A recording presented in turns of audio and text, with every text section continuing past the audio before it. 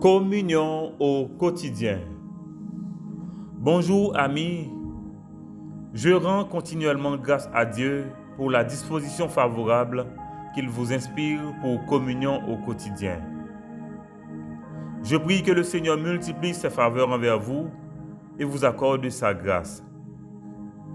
Veuillez prendre place autour de la table pour ce moment de communion avec Dieu en famille. Soyez les bienvenus. Nous sommes en train d'étudier l'expérimentation, c'est-à-dire notre témoignage sous la puissance du Saint-Esprit. Vendredi dernier, nous avons pu regarder le motif de la rencontre de Corneille avec l'apôtre. Entendre l'Évangile. Corneille a eu le soin d'expliquer à l'apôtre Pierre la révélation qu'il a eue. L'ange du Seigneur qui l'a exhorté de faire venir l'apôtre avec indication précise chez Simon, le corroyeur à Jopé. C'est alors que Pierre a réalisé que Dieu ne fait pas de différence entre les gens et que la grâce qualifie tout un chacun pour le salut moyennant la foi en Jésus-Christ. Au moment de présenter l'évangile à Corneille, sa famille, ses parents, ses amis, le Saint-Esprit est descendu sur ceux qui ont écouté la parole de l'apôtre. Et devant une telle manifestation du Saint-Esprit, Pierre exhorte qu'il soit baptisé et Pierre devient hôte à Césarée parce qu'on a demandé à Pierre de séjourner encore quelques jours.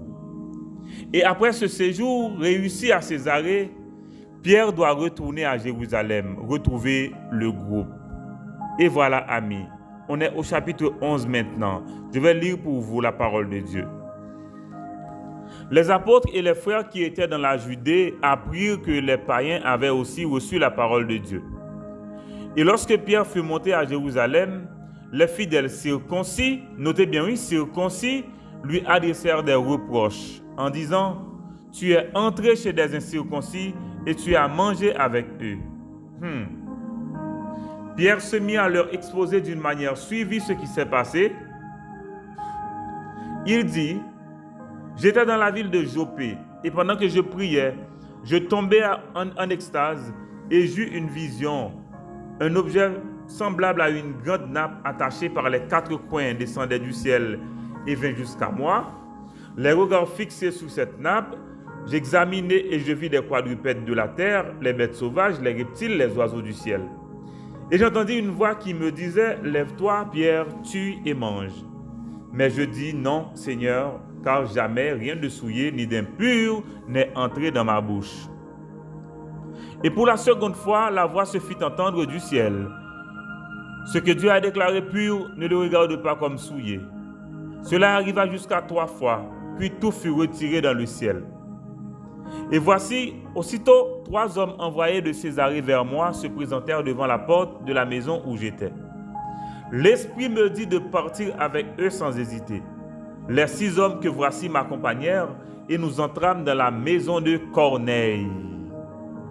Cet homme nous raconta combien il avait vu dans sa maison l'ange se présentant à lui et disant « Envoie à Jopé et fais venir Simon, surnommé Pierre, qui te dira des choses par lesquelles tu seras sauvé, toi et toute ta maison. » Lorsque je me suis mis à parler, le Saint-Esprit descendit sur eux comme sur nous au commencement.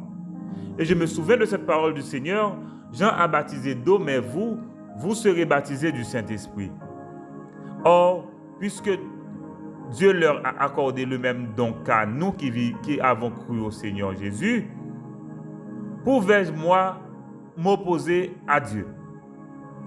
Après avoir entendu cela, ils se calmèrent et ils glorifièrent Dieu en disant « Dieu a donc accordé la repentance aux païens afin qu'ils aient la vie. » Amis, la question c'est comment faire face au légalisme. Amis, le légalisme est dangereux pour la foi.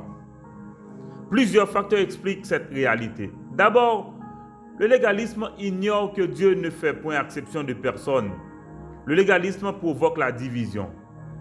Quel est le contexte de ce passage que nous venons de lire? Voyez-vous, Le Saint-Esprit a ouvert la porte de la grâce aux nations.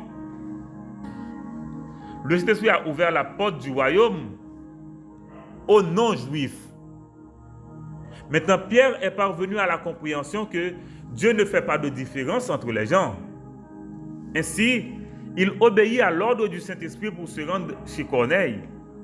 Une rencontre soldée par l'exposition de l'Évangile, la descente du Saint-Esprit, le baptême des croyants. Une telle rencontre, amis, glorifie Dieu, n'est-ce pas? Et voilà Pierre maintenant de retour à Jérusalem. Le bruit est déjà parvenu. Toute la ville a déjà eu la nouvelle que Pierre est entré chez un non-juif. Et de retour à Jérusalem, voilà ce qui va arriver. La nouvelle et les reproches. Nous avons lu ça au verset 1 à 3. La parole de Dieu est reçue par les non-juifs, les nations. Et la réaction des autres apôtres et des frères de Judée, ce sont des reproches à Pierre, que tu es entré chez les non-juifs incirconcis et tu as mangé avec eux. Voilà la faute commise par Pierre. Rappel, amis. Vous vous rappelez que Pierre avait dit à Corneille que ce qu'il fait là aujourd'hui, c'est une rencontre extraordinaire. Pierre avait évoqué ce principe qu'il est interdit à un juif d'entrer chez un étranger ou se lier avec lui. Mais maintenant, amis, que dit la grâce? Que dit la grâce, amis? La grâce dit que Dieu ne fait pas de différence entre les gens. Vous ne comprenez pas.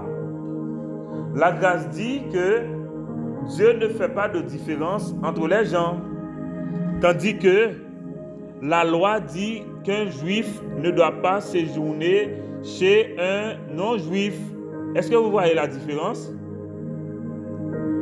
Ok? Et voilà comment les reproches viennent sur Pierre, n'est-ce pas?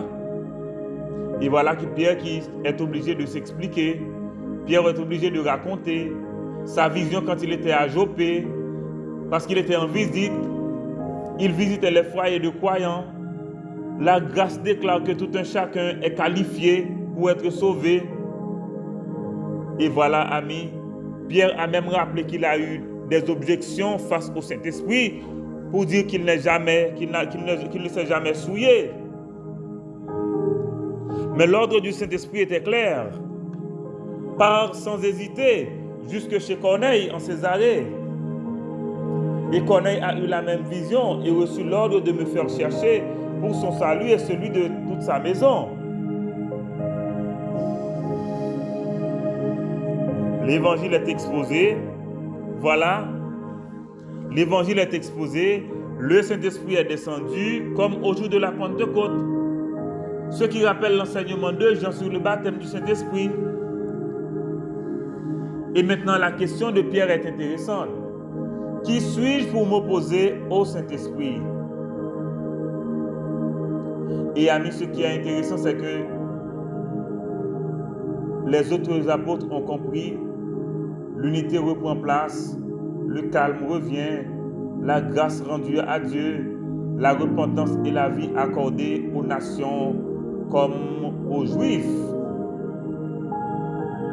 En conclusion, amis, le légalisme tire toujours la carte de la facilité pour considérer les choses au premier degré. C'est facile d'imaginer Pierre entrer chez un non-juif comme une violation de la loi, en lieu et place de glorifier le Seigneur, d'avoir ouvert la porte de la grâce aux nations, au point que comme à Jérusalem, une Pentecôte avait lieu à Césarée, chez Corneille. Le Saint-Esprit est descendu sur tous ceux qui avaient écouté la parole de Dieu. Ce qu'il convient de noter, les autres apôtres ayant écouté le rapport de Pierre, tous ensemble, ils glorifient Dieu pour les nations que Dieu fait entrer dans le royaume. L'unité revient, le calme est là et Dieu est glorifié. Prions, amis. Père, nous te rendons grâce d'avoir ouvert les portes de la grâce et du royaume en faveur des nations, dont nous-mêmes. Je bénis ton nom parce que tu considères tout un chacun égal dans la grâce.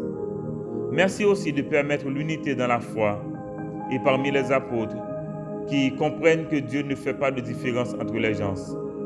Père, que chaque personne sur le groupe les groupes du foyer de communion comprennent ce passage et réalisent qu'il est important de ne pas faire d'acception de personne et de porter l'évangile à tout un chacun.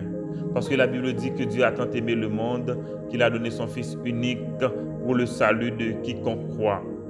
Merci aussi pour notre famille, merci pour notre pays, merci pour nos communautés, mais surtout merci pour Delma 83, là où nous nous réunissons, oui, pour étudier la parole de Dieu. Eh bien, notre prière, c'est que tu puisses bénir ce quartier, que tu puisses bénir la famille qui nous accueille, que tu bénisses cette maison et que tu donnes qu'un témoignage chrétien, qu'un témoignage puissant, sous le contrôle du Saint-Esprit, oui, puisse être donné et que ton nom soit glorifié, que ton nom soit béni. Nous voulons te prier, Seigneur, pour les miracles que nous attendons de toi. Encore une fois, nous comptons sur toi. Et notre prière, c'est que demain, Dieu voulant, c'est que, Seigneur, ce matin, nous arrivons à expérimenter cette nouvelle dimension avec toi.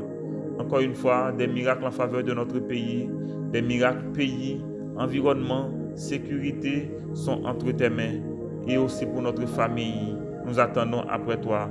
Et pour chaque famille qui attend après toi, nous prions que tu continues de les conduire, de les bénir, oui, et d'orienter leurs pas. Merci aussi parce que tu es bon. Merci parce que tu continues de nous garantir, oui, la santé. Et nous prions, Seigneur, que notre santé, Seigneur, puisse être au bon point pour continuer l'œuvre que tu confies à ton serviteur. Merci pour la grâce qui repose sur nous. Merci pour la joie, Seigneur, que tu partages avec nous. Merci pour le Saint-Esprit que tu nous donnes. Et merci surtout parce que tu es toujours là. Tu ne vas jamais abandonner ceux qui t'appartiennent. Accorde-nous une journée pleine et entière. Et surtout, donne-nous d'expérimenter la foi. Au nom et par les mérites infinis de Jésus que nous te prions. Amen. Amen et Amen. Voilà, amis, c'est de cette manière-là que je vous souhaite une excellente journée sous la puissance du Saint-Esprit. Merci, amis. Je vous souhaite une bonne journée avec Dieu.